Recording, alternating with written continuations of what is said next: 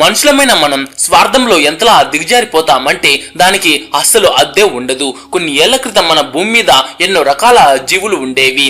కానీ మన మనుషుల వల్లే ఆ జంతువులు ఈ రోజు అంతరించిపోయాయి. కొన్నిటిని మనుషులు వాటి కాస్ట్లీ కొమ్ముల కోసం చంపేస్తే, మరికొన్నిటిని వాటి అందమైన చర్మం కోసం, ఇంకొన్నిటిని కేవలం మన నాలుక రుచి కోసం అంతం చేయాల్సి వచ్చింది.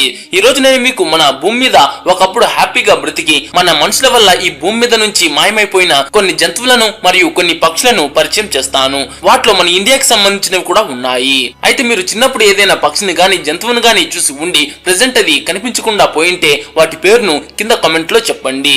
అండ్ అలానే ఈ వీడియోకి ఒక లైక్ చేసి మీ ఫ్రెండ్స్ కు తప్పకుండా షేర్ చేయండి. అండ్ ముఖ్యంగా మన ఛానల్ ను సబ్స్క్రైబ్ చేసుకునేసి పక్కన వచ్చే బెల్ ఐకాన్ యాక్టివ్ చేసుకుని ఆల్లో పెట్టుకోండి. అలా చేస్తే నాకు ముందు చేసే వీడియోస్ కి ఒక మోటివేషన్ లా ఉంటుంది.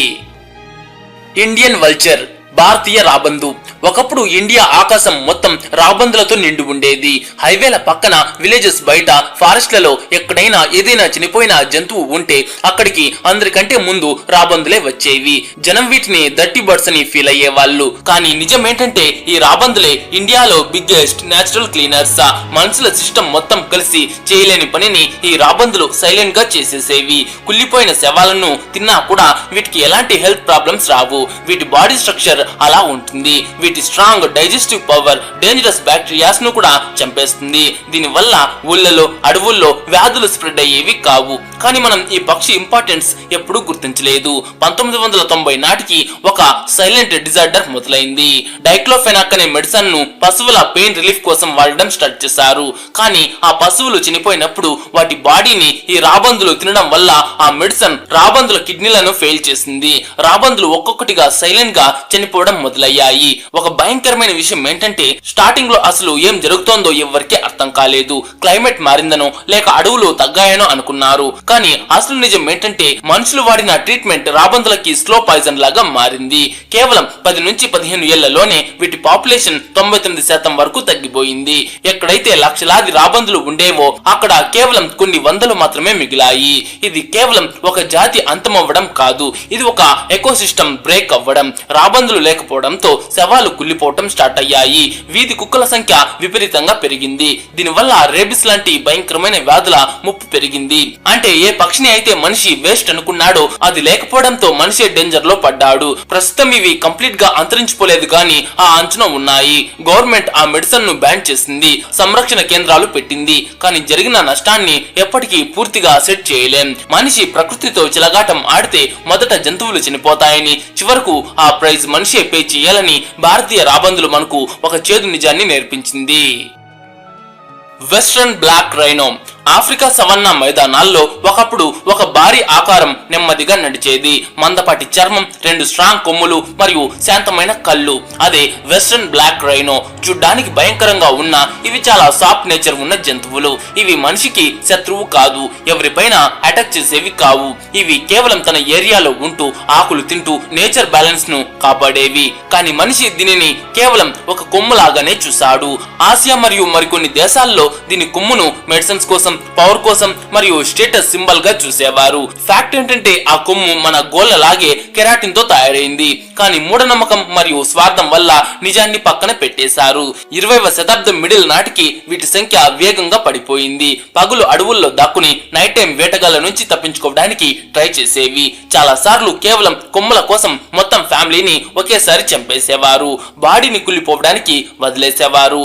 ఇది హంటింగ్ కాదు, ఒక పెద్ద క్రైమ్. గవర్నమెంట్ రియలైజ్ అయ్యి ప్లాంట్స్ వేసే లోపే చాలా లేట్ అయిపోయింది. ఇవి ఉండే అడవులు కాస్త పొలాలుగా, రోడ్లుగా మారిపోయాయి. వీటికి దాక్కోవడానికి ప్లేస్ లేదు, పారిపోవడానికి దారి లేదు. మనిషి వీటిని ఫినిష్ చేసేసి మళ్ళీ కాపాడాలని చూడడం పెద్ద ఐరనీ. 2000వ సంవత్సరం నాటికి ఇవి ఆల్మోస్ట్ మాయమైపోయాయి. 2006లో లాస్ట్ టైం కనిపించాయని రిపోర్ట్స్ వచ్చాయి. 2011లో అఫీషియల్ గా ఎక్స్టింక్ట్ అని డిక్లేర్ చేశారు. నేడు మనం వీటి ఫోటోస్ చూస్తుంటే అది కేవలం ఒక జంతువులా కాదు, మనిషి స్వార్థానికి నిదర్శనంలా కనిపిస్తుంది. Passenger pigeon. ఒకప్పుడు నార్త్ అమెరికా ఆకాశం వీటి వల్ల చీకటిగా మారిపోయేది. సూర్యకాంతి కూడా కనిపించినంతగా గాలిలో రెక్కల శబ్దం ప్రతిధ్వని ప్రతిధ్వనించేలా కోట్ల పక్షులు ఉండేవి. గంటల తరబడి చూసిన ఆ సమూహం ఎండ్ అయ్యేది కాదు. ఇది ఏదో తుఫాను కాదు, ఇది ప్యాసింజర్ పిజియన్, వాళ్ళలోనే హైయెస్ట్ పాపులేషన్ ఉన్న పక్షి. ఒకప్పుడు వీటి సంఖ్య 500 కోట్లు దాటి ఉండేది. ఇవి మనుషులకు భయపడేవి కావు, సోషల్ బర్డ్స్ ఇవి. అడవుల్లో పెద్ద గ్రూప్స్ లా ఉంటూ వేల కిలోమీటర్లు ట్రావెల్ చేసేవి. కానీ 19వ శతాబ్దంలో గన్ కల్చర్ పెరిగింది, రైళ్లు వచ్చాయి, సిటీలకు తక్కువ రేట్లో మాంసం కావలసి వచ్చింది. దాంతో ఈ పక్షి ఒక వాకింగ్ మీట్ ఫ్యాక్టరీలా మారింది. వేటగాళ్లు గురి చూడకుండా కాల్చిన వేల పక్షులు ఒకేసారి పడిపోయేవి. వలలు వేసి కర్రలతో కొట్టి చెట్లు నరికి వీటిని క్రూరంగా చంపేశారు. ఇవి ఇన్ని ఉన్నాయి కదా, ఎప్పటికీ అయిపోవు అని జనం అనుకునేవారు. కానీ అడవులు తగ్గాయి, సంఖ్య సైలెంట్ గా పడిపోయింది. 1914లో ఒక జూలో మార్తా అనే లాస్ట్ ప్యాసింజర్ పిజియన్ కూడా చనిపోయింది.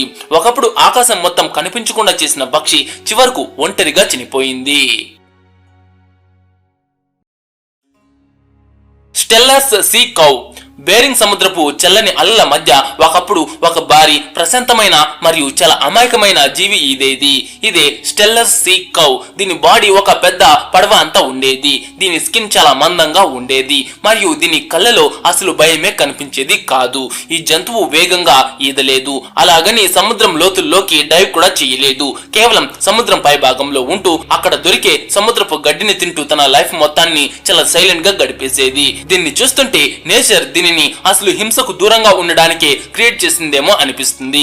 1741లో యూరోపియన్ అన్వేషకులు మొదటిసారిగా ఈ ఏరియాకి వచ్చినప్పుడు ఈ వింతైన మరియు భారీ జీవిని చూశారు. మనిషికి ఇది ఒక దొరికిన నిధిలా అనిపించింది. దీని మాంసం చాలా టేస్టీగా ఉంటుందని, దీని బాడీ ఫ్యాట్ నుంచి ఆయిల్ తీయొచ్చని మరియు దీని మందపాటి చర్మంతో బర్డ్ స్పాట్స్ తయారు చేసుకోవచ్చని వేటాడడం మొదలు పెట్టారు. ఈ జంతువు మనిషిని చూసి పారిపోయేది కాదు, అలాగాని దాడి కూడా చేసేది కాదు. అదే దీనికి పెద్ద శాపమైంది. ఓడలు వీటి దగ్గరకు వెళ్లేవి, మనుషులు వీటిని చంపుతుంటే మిగిలిన గ్రూప్ మొత్తం అక్కడే నిలబడి చూస్తుండేవి. అసలు ముప్పు ఏంటో వీటికి అర్థమయ్యేది కాదు. ఇది ఒక వేట కాదు, నమ్మకాన్ని నడి రోడ్డు మీద చంపడం లాంటిది. స్టెల్లర్స్ సీ కౌ డిస్కవర్ అయినప్పటి నుంచి అది కంప్లీట్ గా అంతరించిపోయే గ్యాప్ కేవలం 27 ఏళ్ళు మాత్రమే. అంటే 27 ఏళ్లలో మొత్తం కంప్లీట్ గా డిస్ట్రాయ్ చేసేశారు. 18వ శతాబ్దం ఎండింగ్ నాటికి ఈ భారీ జీవి భూమి నుంచి మాయమైపోయింది. అప్పట్లో నేచర్ ఎప్పటికీ అంతం కాదు అని మనిషి భ్రమలో ఉండేవాడు. కానీ ఇది విలుప్తమైనప్పుడు ఏం కోల్పోయామో ఎవరికీ అర్థం కాలేదు. ఇది సముద్రపు గడ్డిని బ్యాలెన్స్ చేసేది, తీర ప్రాంత ఎకోసిస్టమ్ ను హెల్తీగా ఉంచేది. ఇది లేకపోవడంతో సముద్రపు ఎన్విరాన్మెంట్ నెమ్మదిగా మారిపోయింది. పోరాడలేని జీవి మనిషి ముందు ఫస్ట్ బలి అవుతుంది. ఇది నిజమే. ఇది నేచర్ వీక్నెస్ కాదు, మనిషి క్రూరత్వం. బైజీ యాంగ్జీ రివర్ డాల్ఫిన్. చైనాలోని యాంగ్జీ నది కేవలం ఒక నీటి ప్రవాహం మాత్రమే కాదు, ఇది ఒక జీవ ప్రపంచం. ఈ నదిలోనే చాలా షై, సైలెంట్ మరియు ఇంటెలిజెంట్ డాల్ఫిన్ ఉండేది. అదే బైజీ. లోకల్ జనం దీనిని యాంగ్జీ దేవత అని పిలిచేవారు. ఈ డాల్ఫిన్ మనుషులకు భయపడేది కాదు, పడవల చుట్టూ తిరుగుతూ మనుషులతో కలిసి హాయిగా ఉండేది. దీని కళ్ళు చాలా వీక్, అందుకే ఇది తన చుట్టూ ఉన్న ప్రపంచాన్ని చూడ్డానికి కేవలం శబ్దాల ఎకోలొకేషన్ మీద మాత్రమే ఆధారపడేది.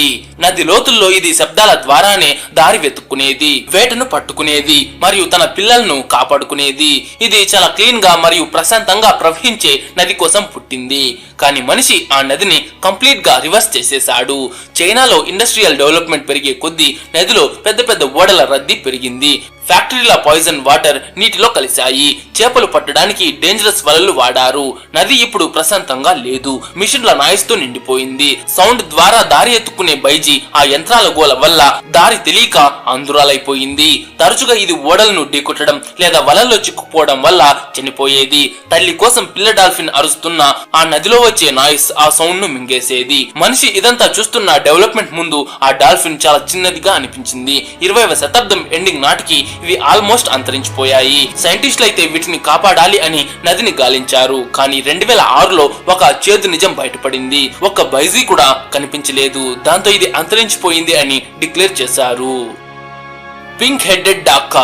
ఒకప్పుడు ఇండియాలోని బీహార్, బెంగాల్ మరియు అస్సాం చిత్తడి నేలల్లో ఉదయపు కాంతితో పాటు ఒక వింతైన గులాబీ మెరుపు కనిపించేది.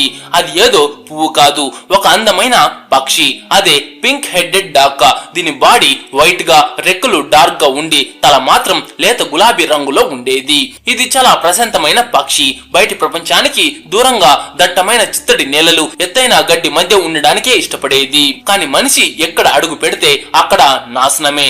19వ శతాబ్దంలో దీని వింత కలర్ వల్ల ఇది వేటగాళ్ల కంట పడింది. దీనిని ఒక ట్రోఫీ బర్డ్ లా చంపి గర్వపడేవారు. మరోవైపు వీటి నివాసాలైన చిత్తడి నేలలను సాగు భూములుగా మార్చేశారు, సరస్సులను ఎండబెట్టారు, గడ్డిని నరికేశారు. అలా దీని ఇల్లు సైలెంట్ గా కనుమరుగైపోయింది. అత్యంత విషాదం ఏంటంటే ఇది చాలా అరుదుగా కనిపించేది. కాబట్టి జనం ప్రస్తుతం ఇక్కడ లేదు గాని ఎక్కడో ఒక చోట ఉంటుందిలే అనుకున్నారు. కానీ అది ఎక్కడా కనిపించలేదు. 1930 తర్వాత ఇది కనిపించిన దాఖలాలు లేవు. దీనిని ప్రస్తుతం పాసిబుల్ ఎక్స్టెంట్, బహుశా అంతరించిపోయిందిగా పిలుస్తారు. అంటే ఇది ఇంకా బ్రతికే ఉందన్న హోప్ ఉంది, కానీ ప్రూఫ్ లేదు. వీటి కోసం ఎన్నో సర్చ్ ఆపరేషన్స్ జరిగాయి, కానీ ప్రతిసారి నిరాశే ఎదురైంది. ప్రపంచంలో అంతరించిపోయిందని కన్ఫర్మ్ చేయలేక, బ్రతికి ఉందని నిరూపించలేక మిగిలిపోయిన ఏకైక పక్షి ఇదేనేమో. వీటినంతా చూస్తుంటే నిజంగా నాకైతే చాలా బాధాకరంగా అనిపిస్తోంది. మరి మీ ఒపీనియన్ ఏంటో కమెంట్ లో చెప్పండి. అండ్ ఈ వీడియోకి ఒక లైక్ చేసి మీ ఫ్రెండ్స్ కు తప్పకుండా షేర్ చేయండి.